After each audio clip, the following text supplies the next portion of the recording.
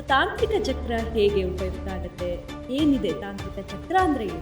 ಒಂದು ನಿರ್ಮಲವಾದ ಒಂದು ಪ್ರದೇಶವನ್ನು, ನಿರ್ಮಲವಾದ ಒಂದು ಮನಸ್ಸನ್ನು, ನಿರ್ಮಲವಾದ ಒಂದು ಏನೂ ಪ್ರಾಣ ಇಲ್ದಿರತಕ್ಕಂಥ ವಸ್ತುಗೆ ಪ್ರಾಣವನ್ನು ಕೊಡ್ತಾನೆ.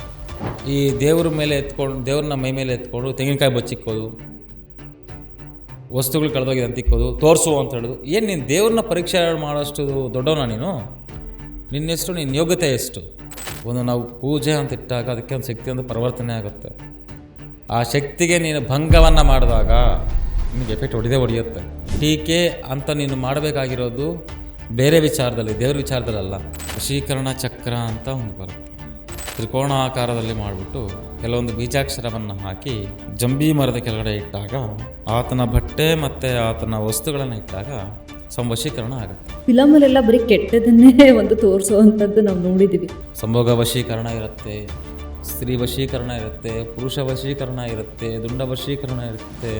ಸೊ ಮನುಷ್ಯನಿಗೆ ಯಾವ ರೀತಿ ಬದಲಾವಣೆಯನ್ನು ಮಾಡ್ಕೊಬೋದು ಆ ಥರ ಬದಲಾವಣೆಯನ್ನು ಮಾಡ್ಕೊಳ್ಬೋದು. ತೋರಿಸ್ತೀನಿ ಯಾವ ಥರ ಮೋಡಿ ವಿದ್ಯೆಗಳು ಮಾಡ್ತಾರೆ, ಮೋಡಿ ವಿದ್ಯೆಗಳೇ ಯಾವ ಥರ ಇರುತ್ತೆ, ಜನರನ್ನು ಯಾವ ಥರ ಮೋಸ ಮಾಡ್ತಾ ಇದ್ದಾರೆ ಅನ್ನೋ ನಾನು ತೋರಿಸ್ತೀನಿ.